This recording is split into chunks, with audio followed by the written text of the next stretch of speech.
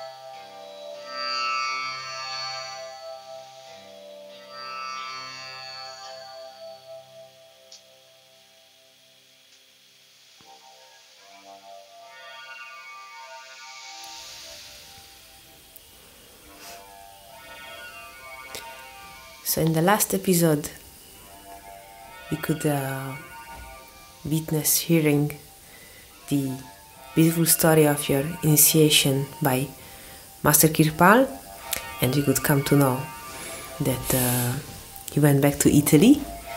Though I would like to add some small things which I was listening again the previous episode, and then some small things came into my mind, and there is one small particularity which appealed to me, which actually I heard from you after we registered the previous episode, that was very surprising for me, so I think might be surprising for others as well, that you were talking about the trains, and you said that you didn't remember that if there was at the time there had been at the time first and second class or only third class.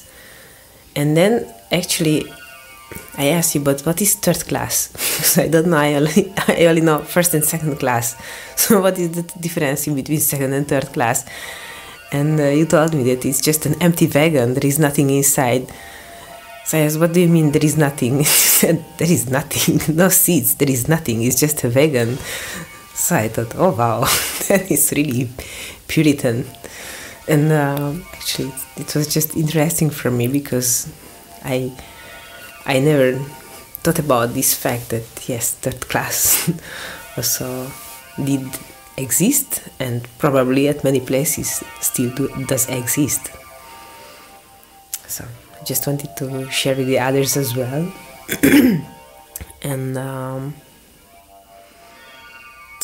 yeah, there was some questions which I wrote for myself, but before going back together with you to Italy, there is something which again just came into my mind after registering this previous episode, which you told to me times ago, that you had an incident with a monkey just before leaving Savana Ashram. So how did it exactly happen? No, Savana Ashram. Before leaving Rishikesh. Before leaving Rishikesh. This happened in Rishikesh. I was confused. So, I think I told the story, no? I was sleeping on the roof. There was this monkey that wanted to sleep with me. Funny enough. She kept coming close to me and gathering around herself around my body. And she wouldn't leave me at peace because she was not really sleeping. She was moving all the time. So you tried to sleep and the monkey kept disturbing you? Yes, pushing herself against me. So I was pushing her away. And at some point she gave me a bite on my belly. It was not bleeding, but it was quite a strong bite because they have such a teeth that they have like dogs. Like dogs, yeah. And then I went into the sleeping bag. I locked myself inside, pulling the zip, and then when she came close, I really gave my elbow a big bang. So she went away. So you made her understand that she was not welcome. Yeah. That was the story. Yeah, because it was just something that also happened to you in India, since we are reviewing all the happenings. Well, last time I didn't mention one special event that took place one evening. I was told Masik is going to give satsang in Delhi in a army, how they call it, caserma militare, that is a camp place. Or base. Yes, army base or camp. And so they told me, would you like to go to listen to the satsang? And of course, if I can go where the master is giving satsang, I am always happy. I was always happy. So I went. And it was a nice evening because he gave satsang to this army and non-army people, many people. And then on the way back, we were driven into the kind of a villa, a home of a satsangi, where Master was invited for a dinner. So we went inside and we sat in the living room while Master and Taiji was invited in the kitchen, I guess, to have dinner with the hosts. So it was a very beautiful evening. We could watch Master having dinner from the door, and we were having dinner ourselves. It was so beautiful to be in a home like that with Master and sharing this time with him. There was one special something that happened before I left the ashram to go back to Italy. And so eventually, anyway, I reached Brindisi. As I said, when I bought the ticket in Athens, I finished all my money. I don't know if I was left with any penny whatsoever. I think it was just exact. As far as I remember, I had just enough money to buy the ticket. So once I reached Brindisi the next day, I was without money. I was very hungry. Although on the boat, on the ship, I had a guitar at the time which my mother had bought for me, which was quite nice. And there was a boy, I don't remember nationality to which he belonged. He was European from somewhere. And he had a very, let's say, ugly guitar himself. So he thought, your guitar is much more beautiful than mine. So if you want to give me your guitar and I give you mine, and I give you some money. So I accepted because it was really penniless. And it was very good because I had no problems with when you see sick, when you travel on a ship. On the way up, when I went from Brindisi to Greece, I vomited everything. I had a good dinner before I started, and then on the ship I vomited everything. But this time there was nothing to vomit, so I didn't vomit anything because it was just empty. But then he gave me some money and I could buy a sandwich, something. And when I reached Brindisi, I went from the harbor, walking to the road which would lead me to Lecce, which is my birthplace. I wanted to go see my aunts and uncle. Actually, this was a question which I wrote to ask. So how did you continue your trip if you just had enough money? Because you said before you just had enough money for the ferry. So then what happened? Yeah, I went eye-checking and I was very lucky. I think the first or second car that passed and it was dark in the evening. I was eye-checking and the car stopped. And it was just going to the town where my uncle was living. So he took me to Melendugno, which is the town where I was born. And he took me to the home of my uncle, so I slept there. And next morning, I talked with them. And they knew that I had gone to India because before going to India, I passed by to greet them. And but he had no money at home to give me to buy a ticket to go to Milan. So I took a bus and I went to Lecce and I went to see my aunt, sister of my mother, but she also had no money to give me. How much did this train cost to go to Milan? It's quite far. It's comparing to now, it could cost something like 100 euros. So you never 100 euros to give me at the time, at home. Not much money at the time. And anyway, so she gave me some money. I sent a telegram to my mother. Eventually, she came to know that I was still alive.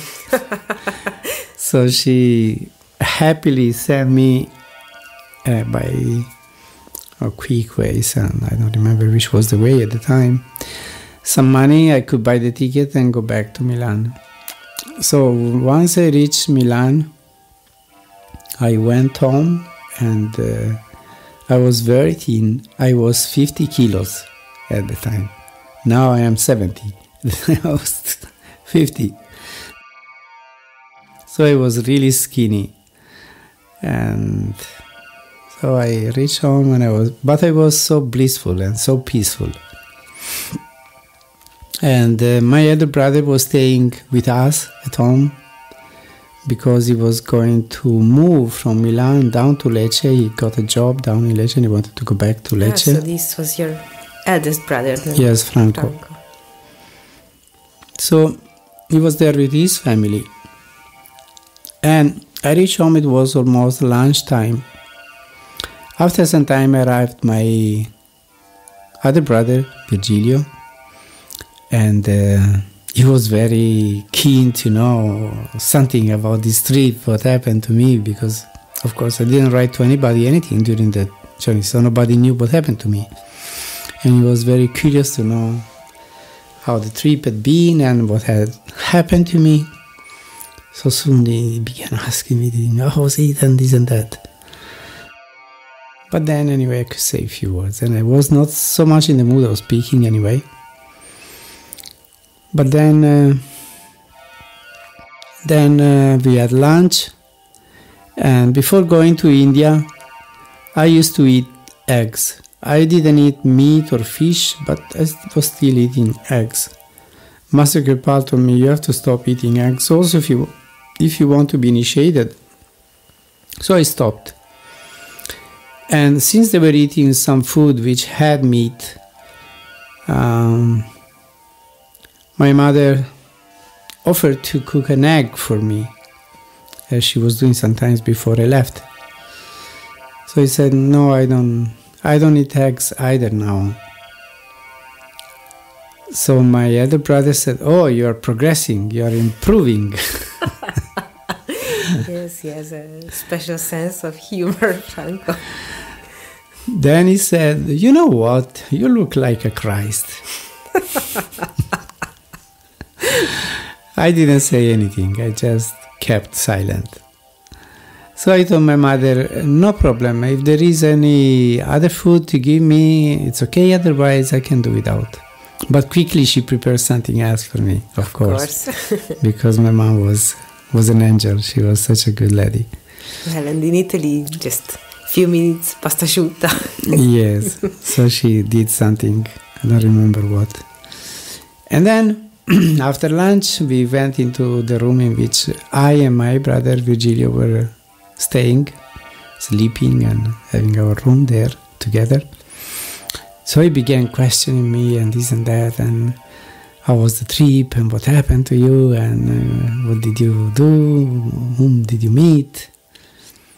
And then he was going out to see his friends, and there was a time in which all these boys who were my friends, they were meeting in a park. There was a park in the center of the town, and they would meet there and spend time together and fooling like this around, amusing themselves.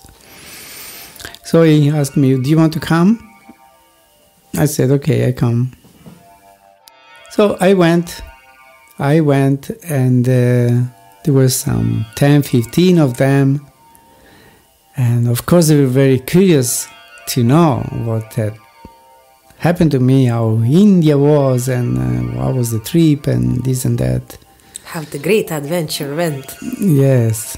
So they asked me a few things, but I felt them so far away, so distant from my state of consciousness. I mean, their state of consciousness, which was the same as before I left, was so far distant than mine. So I thought that there was no way really to communicate, because what the trip had meant to me, they could not understand it at all. From that level of consciousness, from that mentality, they couldn't grasp anything. That's what I felt. I'm just talking into the air if I talk. So I decided not to talk. I just said a few things. Yes, the trip was good and it's a long trip and this and that, but I didn't say anything else. So they felt that I was hiding the main things of the trip because they saw that I was totally changed. And after some time, spending an hour or so with them, I said, okay, I go back home, goodbye. So I stood up and went. And of course they were surprised because I was so different than before. Maybe they felt cheated, that you don't tell them your secret. No, they wanted to know. They understood that there is more to what he just said. So in the evening, they all gathered into my house. They came, some 15 of them, and we went into my room. And so tell us something about this trip. Did your brother let them in? Yeah, he came with them, along with them. No, of I course. mean Franco, because you said he was Franco. staying with you. Well, I don't know. I don't know where he was. Maybe he was not at home at the time. So your mom, after not having you for so long, then all of a sudden, everybody in the house full of people. So they were asking some few things, but again, I felt them so far from my condition, so distant, couldn't understand by any means what had happened to me. That's what I felt. From this level, I'm not going to talk to you. So I just kept silent. I looked at them and I said, nothing to say. You said this, I have nothing to say to you? Did Yes. you say like this? Well, I don't remember exactly what I said, but that was the gist of it. That was the substance. I have nothing to tell. So maybe they got upset. So disappointed and maybe upset or some emotions. By and by they all left. And I think only one or two were left. Ferruccio and Giuseppe, I think. Two of them. So they asked me how. So I told them I met a master and he taught me, he initiated me, and so they told me, what is this meditation? Please teach us, tell us how it is this meditation. So I told them a few things and we meditated a bit together, and they like it. Actually, both of them later on took initiation. What came into my mind, was Claudio there among these boys? Claudio Zain? Yes, he was already back, so he was also there, yes. Yes, so you came to know what happened to him, because yes, he told me. After separating in Istanbul, then you couldn't know what happened to him, and he also couldn't know what happened to you. Of course, yes. He told me he had a very hard time going back because he also had no money or very few money, and he had to hitchhike most of the time, and he went through some hardships really, but somehow he managed to reach back Milan. Because I remember you even said something, so I already decided at the time that in a later episode it will be the case to ask you. You said something, somehow you expressed like this, that he stayed alive eventually, so he reached home. He survived. Yes, you said like this, he survived. The hardships, yes. So he reached home, yes. Anyway, so they went away, but then by and by I was just staying home and meditating the whole day. That's what I was doing. And Virgilio couldn't really understand, but he was very impressed by the change which had happened to me, and couldn't understand, but he was admiring, let's say, my change, my transformation. Well, I remember that episode as well, when you had this spontaneous spiritual awakening in Amsterdam, and you just came home, and you bump into each other with your brother Virgilio at the train station. Yes, yes. And then you told him, you don't understand. I've seen God face to face, that's what I told him. So now he could see the result of all that. Yeah. And the progressing, further progressing.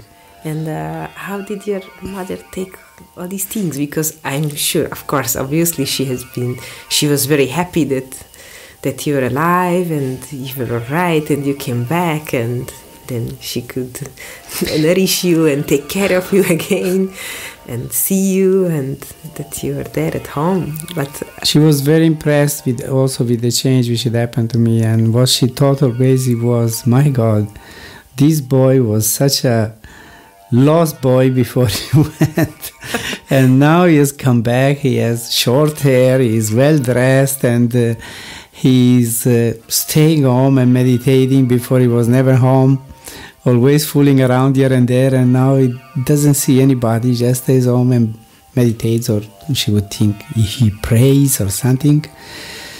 And so she was very impressed how by meeting a certain person I had changed so much. So she had always a lot of respect and appreciation for Master Kirpal. By meeting whom, my life had changed so dramatically. I mean, so drastically. But did she also try to inquire what happened in India to you, and did you tell her in details about? Well, maybe in details no, but I told her that I met this master and I had such a wonderful experience, and you can see the change which has happened to me. So you can understand there's something very powerful, something very meaningful it has happened to me. So yes, I was telling them some few things. The only one I didn't like what I was doing, it was my brother Franco, because in the room where we were sleeping there was also TV, which was the only TV in the house. And sometimes he would like to watch TV, but I locked myself in the room so I couldn't enter. So outside of the room he would shout, "You can meditate as much as you like, but eventually you will go to hell together with me." This is what he was saying sometimes. And anyway, I didn't care what he said, what he thought. I didn't care about anybody actually, what they thought.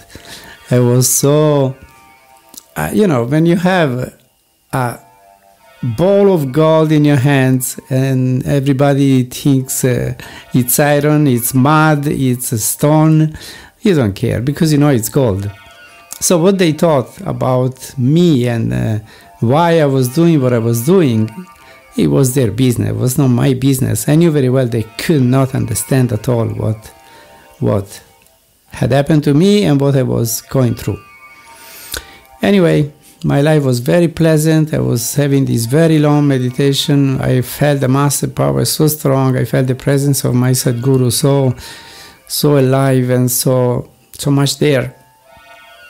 And anyways, from time to time, some of my old friends, they came asking me by themselves. So then I told them, when they came by themselves, wanting to know what had really happened to me, then to them I told everything. And they were really caught. And more of them. Eventually they began coming for satsang in Milan together with me, and at least 7 or 8 of them took initiation. Through the representative? Through the representative, yes, there was at the time. So the satsang in Milan, with my initiation, my joining the satsang, almost doubled. So they were so happy because you don't find often and easily a person that comes, joins satsang, and together with him he brings a bunch of other people like this, all very keen and very interested. Mm-hmm. So yes, those my friends of the time, those initiates of Master Kripalu, were very happy that I joined them and I brought so many people that this satsang almost doubled. And of course I became a very, let's say, active and important member of the satsang, because they saw that I was a satsangi different than the others, that something very special had happened to me. And I had been in India, I had met Master Kripalu. Some of them I had not even met him, they didn't even know whom he was, except words from others, stories from others, but they had not met the master, or maybe very briefly when he was in 1972 in Milan. So they were very happy with my joining the group, because I brought a wave of new enthusiasm, new youth. I was 20 years old and so many friends of mine joined the group, so they were very happy. It was a very, very powerful time at the time. We had such very powerful meditations together. Satsang was very good and very nice, really. So anyway, this went on, and in October I began coughing. It was not a cold, it was just coughing. My throat was irritated and I began coughing. So this went on and on. At some point in my home, since there were quite a number of people living there at the time, my brother with his family, there were 3 people. Then there was Virgilio, there was my sister. yes, still my sister was there, my mom, my father had died. So for me, too many people. So I went down in the storeroom of the house. In the basement? In the basement, there was a storeroom which gradually became very cold because it was October, November, and so I began coughing more and more, but I went on meditating. I didn't care about the coughing. I didn't want to go to a doctor. I thought I would find some remedy, so I went to an herbalist. I tried to get some herbs to get rid of it, but it didn't work. So after coughing like this for a month or so, eventually I got checked up by a doctor, and he told me, "Dear one, you have such a strong lungs inflammation. You have to go right away to the hospital." So I went to the hospital and they took a screen. X-ray. And they told me, "You have pneumonia." I didn't have a high fever. I had some 37.5, something like this. So it was a strange pneumonia, because with pneumonia, normally you have a high fever.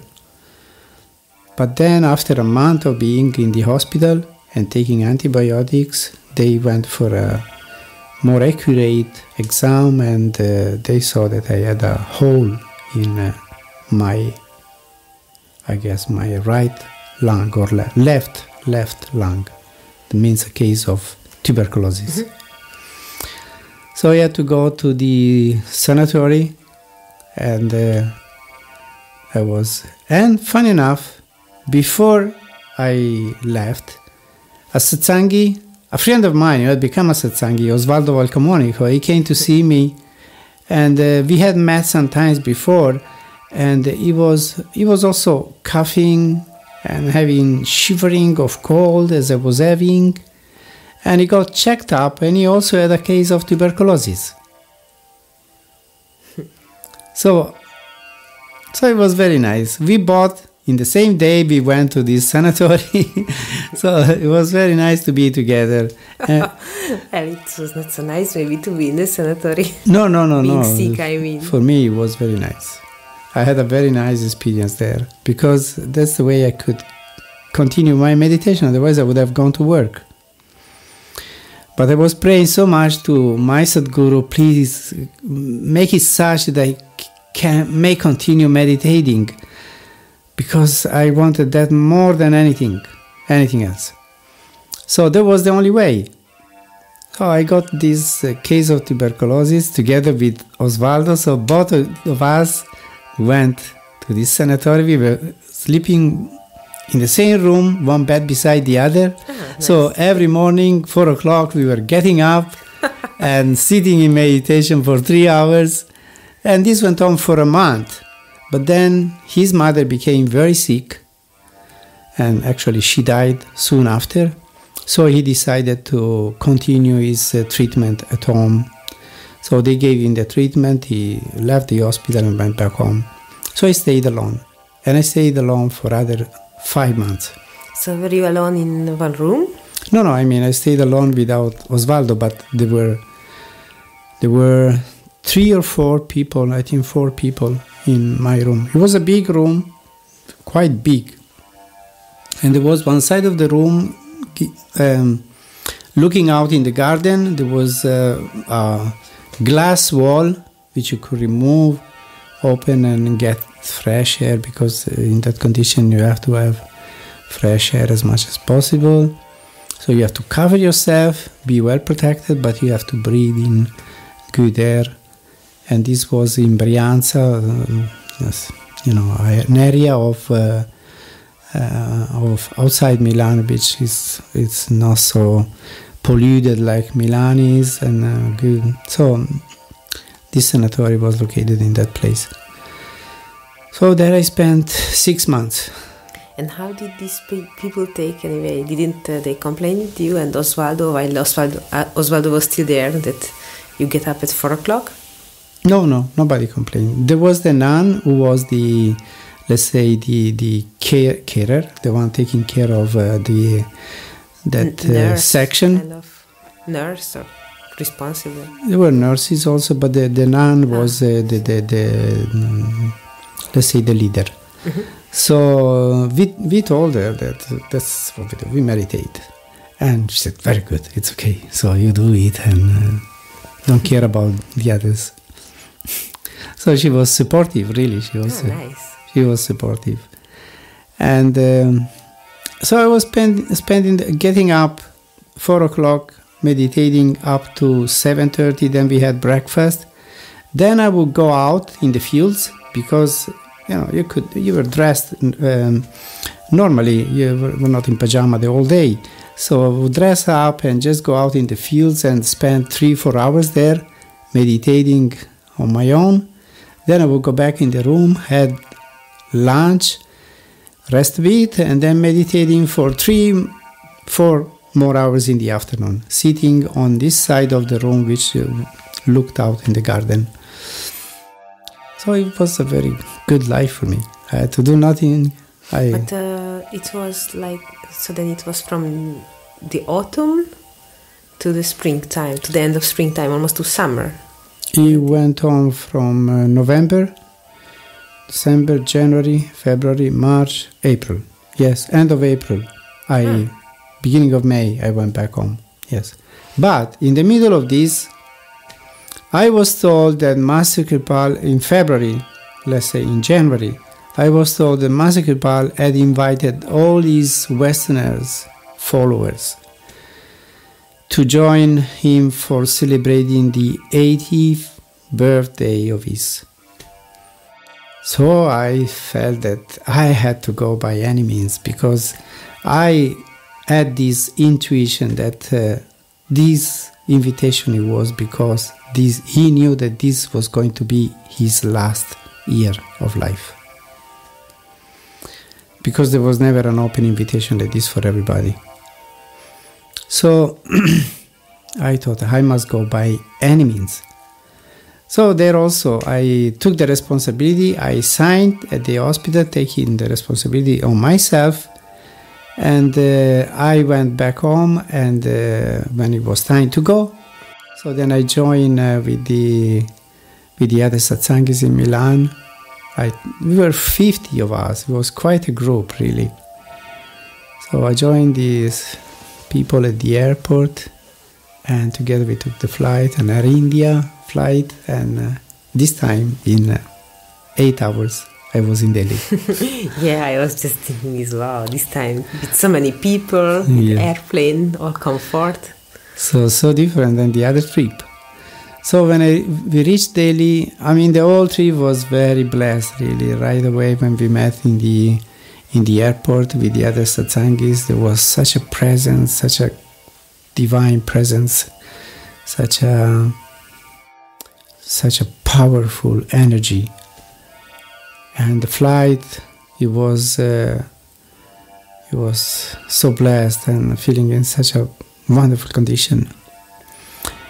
And I was weak, because of this disease or sickness, how you call it.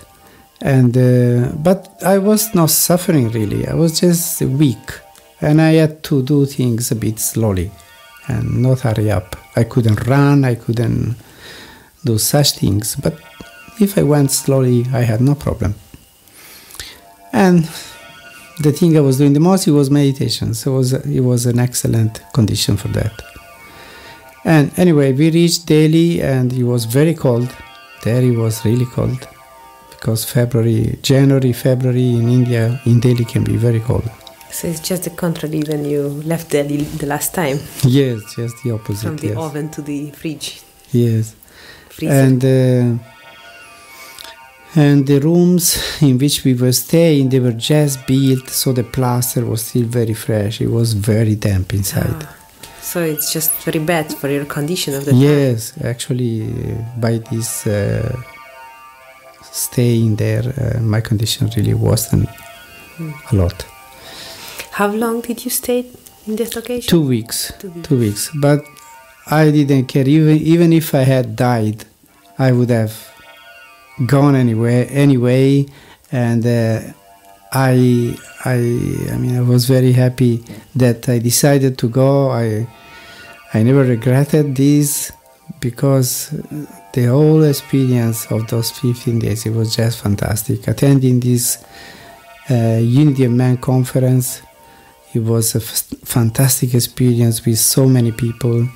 There were at least some 50,000 people every day, and the atmosphere was so charged up.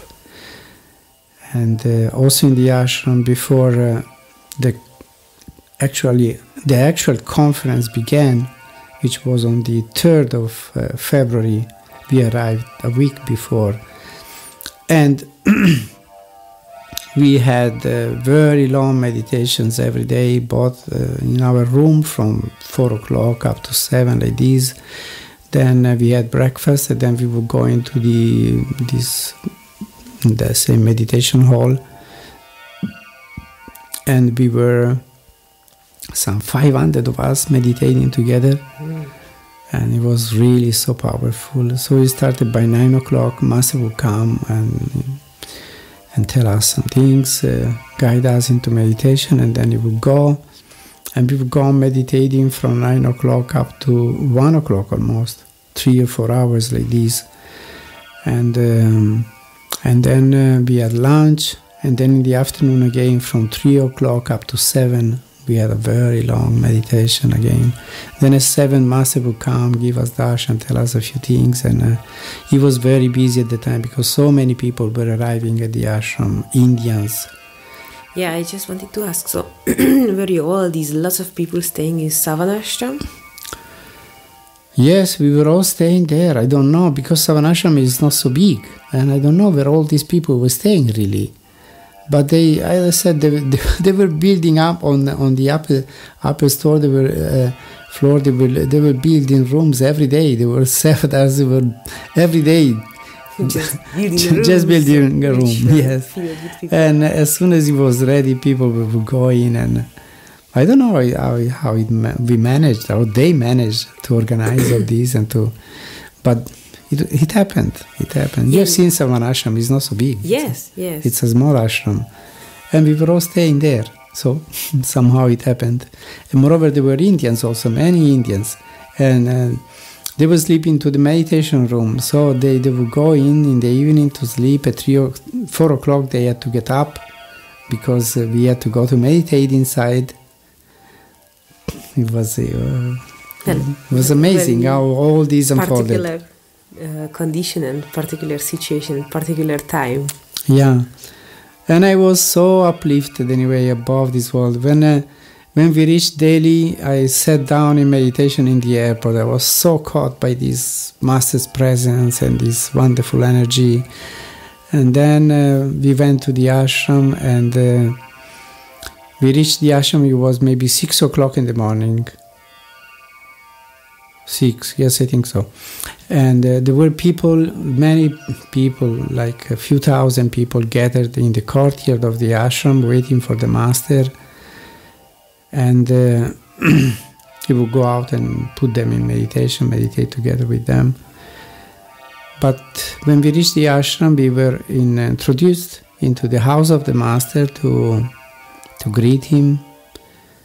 And so we left our shoes outside of the door, and we went inside, the 50 of us that we were.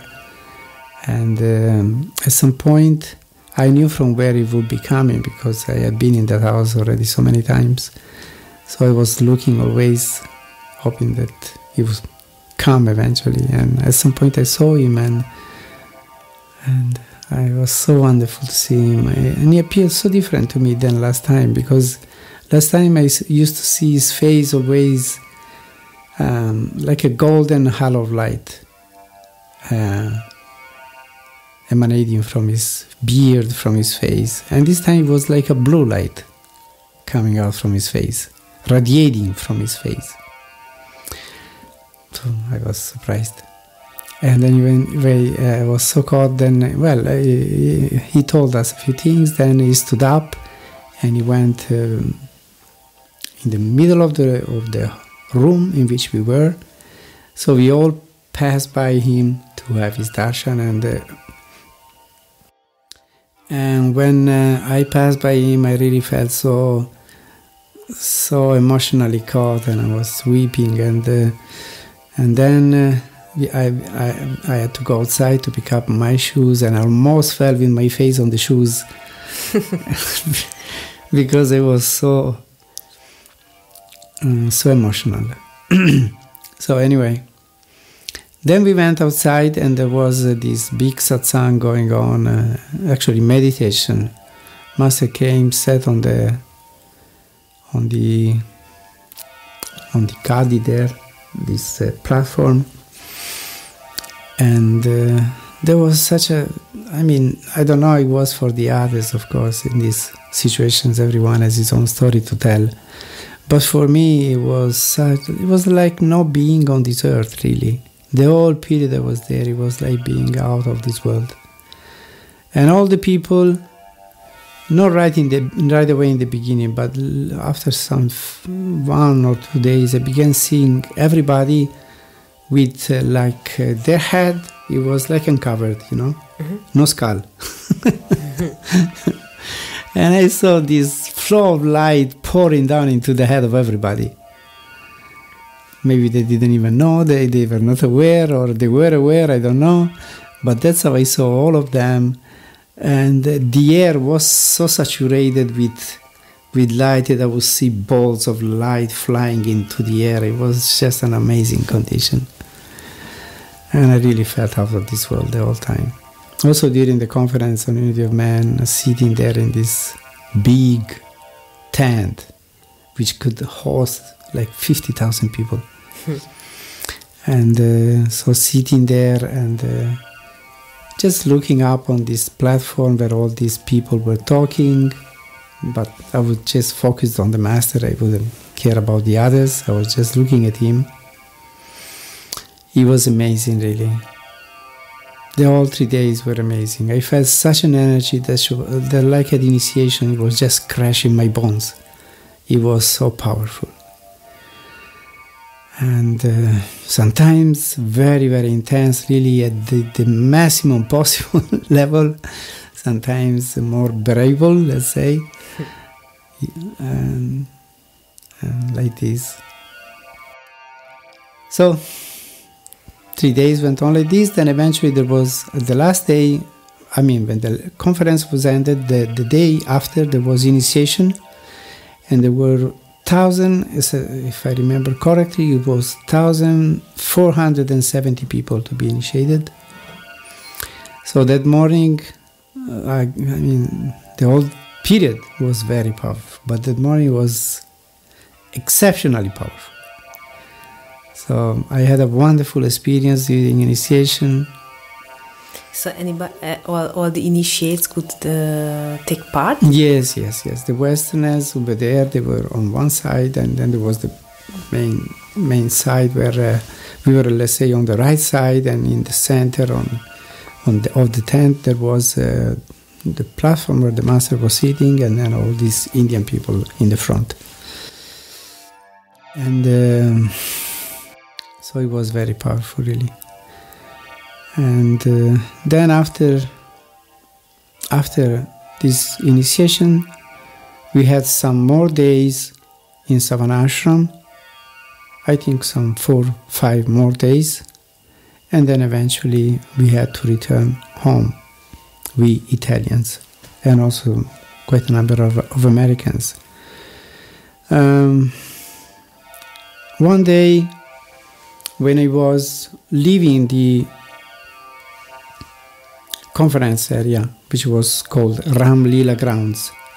It's a big square in Delhi. A wide square where all this camp could be set up, so it was quite big. So when we would sleep in the ashram and in the morning take the bus, going to these Ram Leela Grounds, attend the conference, and then in the evening we would be taken again by bus back to the ashram to sleep. And one day when I was on the bus ready to start off to go back to Savanashram, I look it was a position which was a bit higher than the camp. So I could see the whole camp and the whole thing very well. And I perceived like this, I had this deep revelation that this was the last big work of Master Kirpal. That after this, he would leave the body. So it was very, very clear, very, to me, very true. And it was real because that's what happened. In August of that year, he left the body. So anyway, that's how it was going. The conference ended, the initiation was given, and then we stayed in the ashram some 4-5 more days, having all these long meditation sittings in the morning, in the afternoon, and in the evening, Master would come out and spend some more time with us, sometimes, not always, but sometimes.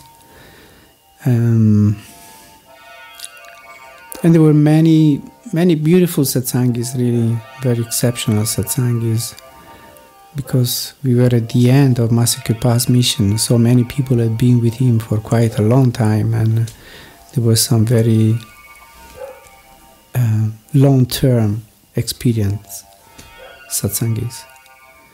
So it was very nice to be with all of these people. I came to know a number of them, and it was very nice. And so at some point, the last day came.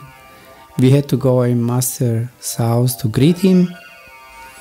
So we went, we Italians, the 50 of us, we went inside his, let's say, his living room.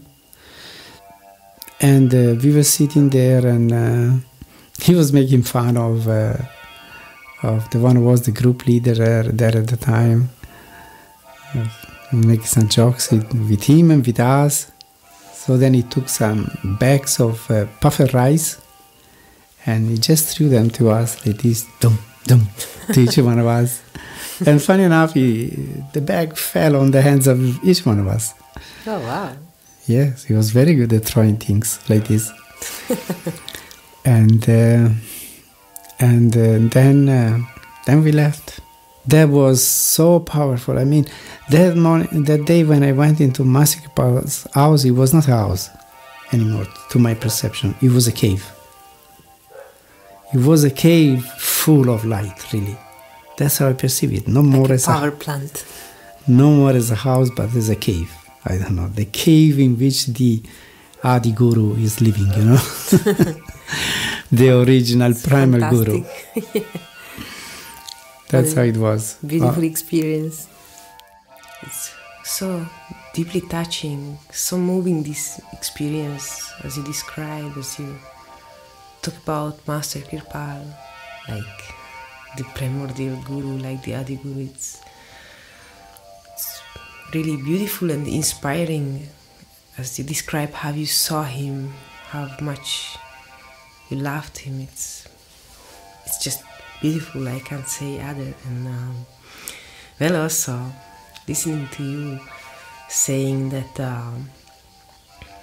that you saw the people like they had their skull open and light pouring into their heads while they were meditating. It's just I can say I feel it's so inspiring that one feels like, oh wow, just right away I must sit down in meditation, and then this light pours down into me through my head.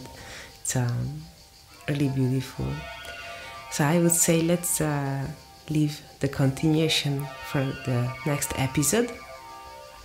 So thank you very much, dear Master, for sharing this fantastic, uplifting and inspiring things with us. And I encourage everyone who listens to the podcast to please leave a comment. And if you have any questions, you can send your questions to the seriapodcast@gmail.com, and Master is going to reply in later episodes. So thank you very much for listening to us. To you, Master, thank you for being here with me, and God bless you all, and next episode comes after 2 weeks. Best wishes to all.